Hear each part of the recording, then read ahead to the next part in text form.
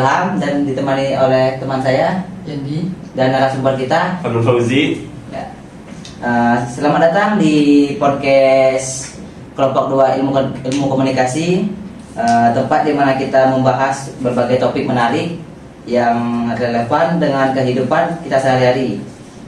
Di episode kali ini kita akan berbicara tentang topik yang sangat penting, yaitu menjaga kesehatan mental di tengah usia arus digital yang semakin panas.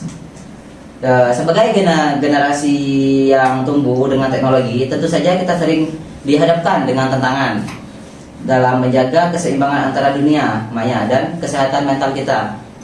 Untuk membahas, saya beruntung bisa mengundang narasumber yang luar biasa, seorang dosen muda dari Fakultas Ekonomi dan Bisnis, sekaligus seorang anggota Gen Z, yaitu Bapak Fadlul Fauzi. Terima kasih, Ham. Yeay. Selamat datang Pak Fadlul, terima kasih telah meluangkan waktu untuk bergabung dengan tim kami kali ini. ya. Baik, kita akan membahas tentang kesehatan mental di era arus digital. Menurut Pak Fadlul, bagaimana tentang kesehatan mental di era arus digital saat ini? Oke, terima kasih ya Ham semuanya dan Yandi juga. Kita topiknya lumayan menarik kaitannya dengan kesehatan mental, karena memang ini menjadi salah satu concern kita bersama juga di Universitas Kota Pitung, khususnya bagaimana teman-teman, khususnya yang generasi muda kayak teman-teman yang mungkin secara usia sekarang sudah masuk ke tahap yang mulai ke fase pembelajaran yang lebih ke dewasa ya, atau kami menyebutnya sebagai andragogi.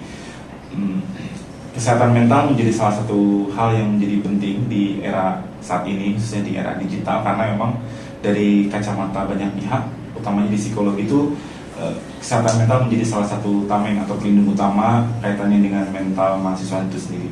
Mental di sini kaitannya dengan bagaimana mereka menjalankan aktivitas selama hari-hari, sehingga segala hal kaitannya dengan mood dan juga hal-hal yang kaitannya dengan aktivitas mereka sangat tergantung bagaimana mental mereka, khususnya mental keseharian mereka gitu. Sehingga ini menjadi salah satu hal penting dalam pembelajaran di kampus, karena beberapa metode pembelajaran pun sekarang arahnya sudah mengarah ke sana, lebih ke menguatkan bagaimana Gen Z sebagai seorang anak muda itu lebih bisa dikuatkan di mentalnya gitu. Sehingga sebagai seorang dosen, kami juga punya tanggung jawab untuk bisa mendeliver ke mahasiswa kaitannya dengan pentingnya kesehatan mental, khususnya untuk diri sendiri dulu aja kayak gitu. Selanjutnya, bagaimana sih Pak cara kita bisa mengimbangi Gen Z ini supaya lebih baik untuk kedepannya? Oke. Kami mengenal istilah ada namanya work-life balance ya. Jadi bagaimana teman-teman bisa menyesuaikan dengan kondisi teman-teman di perkuliahan sama di aktivitas teman-teman di luar perkuliahan. Sebutlah kehidupan pribadi teman-teman. Dan kehidupan pribadi menjadi salah satu poin yang sering menjadi pemicu kesehatan mental teman-teman itu terganggu. Gimana sih cara ngimbangin antara kehidupan perkuliahan, kehidupan pribadi, atau mungkin kehidupan pribadi yang spesifik ke percintaan, atau mungkin kegiatan yang sifatnya pergaulan dengan sesama teman.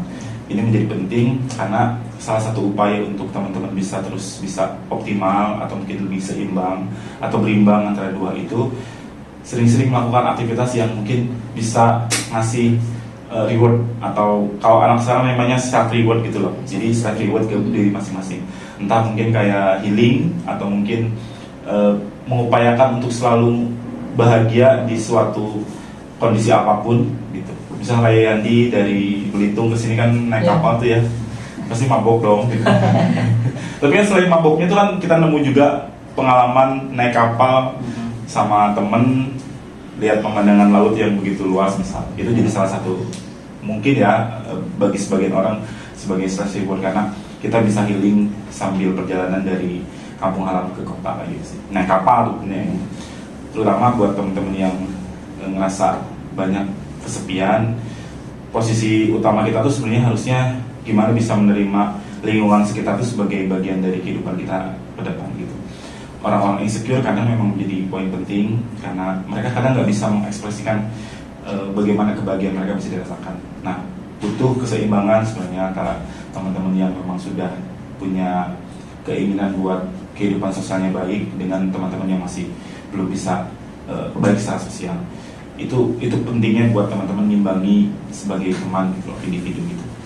Healing tuh jadi salah satu poin penting sih biasanya kalau teman-teman. Di Bangka juga kan pantainya banyak, Iya, banyak banget. Itu bisa jadi salah satu poin. Selain healing, itu juga bagian dari kita self reward ke diri kita. Nggak harus beli barang mahal sih.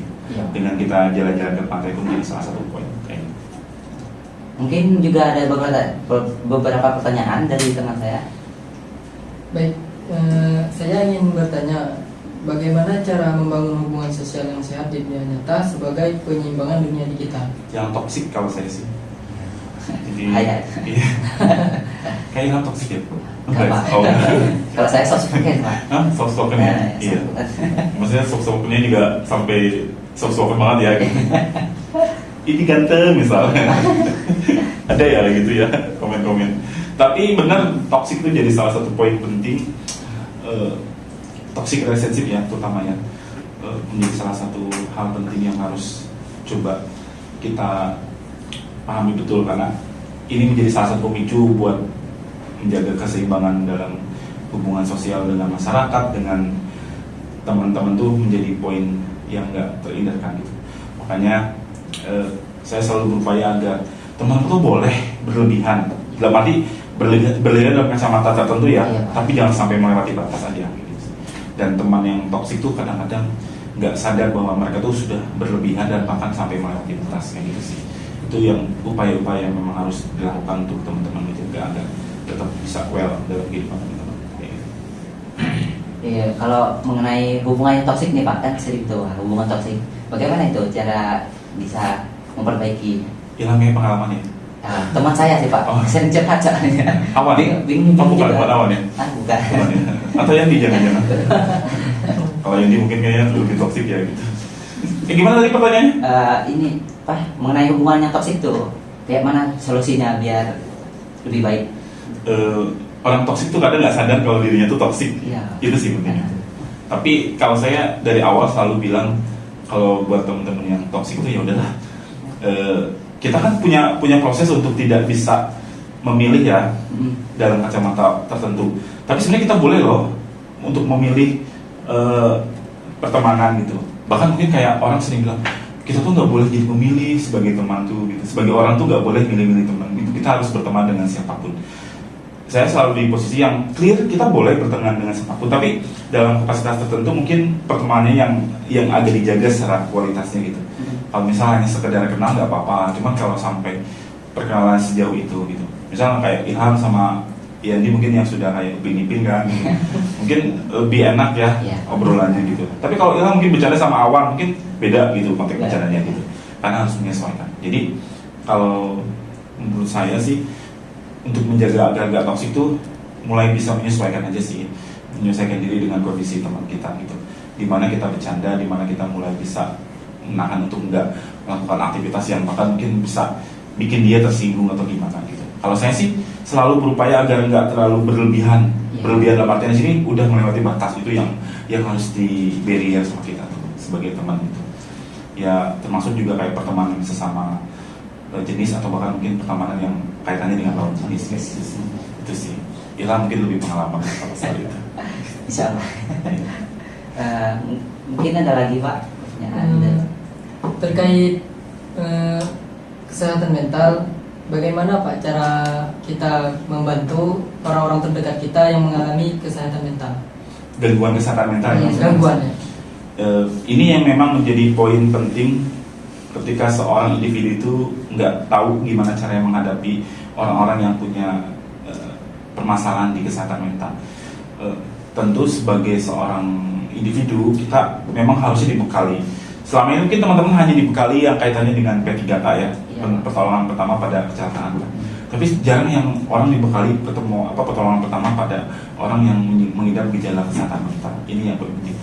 Yang pasti sih teman-teman harus mulai sedikit literasi kaitannya dengan orang-orang yang punya gejala kesehatan mental itu biasanya masalahnya di apa.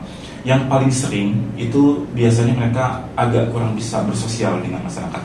Tapi kita juga menemui individu-individu yang sebenarnya dia tuh luka batinnya deras atau kuat, tapi sebenarnya dia bisa bertransformasi di lingkungan sosialnya itu dengan berkamuflase biasa aja gitu. Nah itu yang memang agak berat tuh. Tapi kalau teman-teman yang sudah kelihatan pendiam gitu, itu yang memang harus coba kita ini. Kayak individu ini tuh kayak ya kebayang misal joki tiba-tiba jadi pendiam kan, Iya. kayaknya aneh banget gitu ya. Joki yang tadinya ceria terus tiba-tiba jadi pendiam itu kan jadi aneh kan. Nah hal-hal demikian tuh harus mulai diidentifikasi sama kita. Dia punya problem apa? Jangan langsung kayak itu poin nanya, Jok, kamu punya masalah apa gitu. Itu mungkin kepesanan lagi ya Pak. Betul. Jadi kayak pelan-pelan aja lah gitu. Dan kadang kita nggak sepeka itu juga sebenarnya tuh. Iya, Pak. Nah, kedua tuh kayak empati sosial tuh. Empati sosial tuh penting juga buat teman-teman bisa mengerti bagaimana kondisi pertemanan kayak gitu sih. Jadi terlebih Gen Z itu kadang sering dianalogikan sebagai individu yang nggak bisa empati sosial, tapi sebenarnya nggak juga. Kita kadang nggak bisa, kalau bahasa perempuan tuh nyebutnya peka gitu loh. Iya. Kita harus bisa peka terhadap ya, lawan bicara kita, bahkan lawan teman kita sih kayak gitu. Kalau solusi untuk menghadapi kayak gitu gimana Pak? Saya sih seringnya selalu ngasih feedback ke teman-teman untuk yang punya permasalahan di kesehatan mental tuh, mulai untuk bisa speak up untuk hal apapun gitu loh.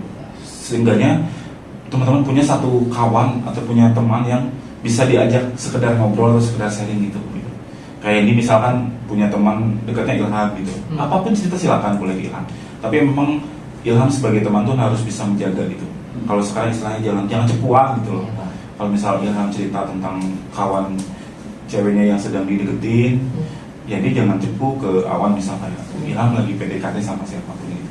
Atau misalnya dia lagi deket sama salah seorang cewek di agrobisnis atau agroteknologi misal, ya Ilham jangan cepuin ke orang lain kalau yang dia deket. Kayak gitu sih, hal sepele itu kayak peraturan tidak tertulis dalam pertemanan. Cuman salah satu solusi yang paling sering itu apapun ketika memang ada hal yang sifatnya kurang well, mulai coba untuk bisa ceritakan ke orang lain gitu. Ya kayak gini kan kita juga enak ya ngobrol gitu loh.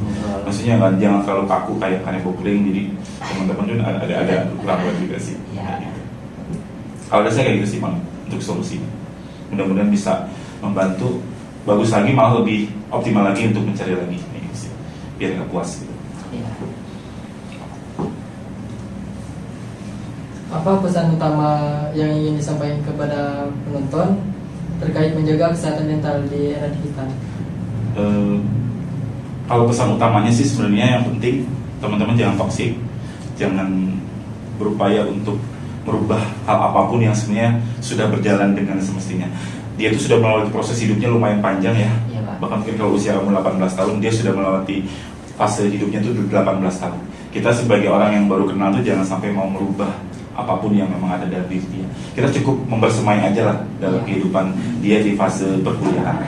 Entah nanti dia mau jadi orang yang kayak gimana itu urusan dia.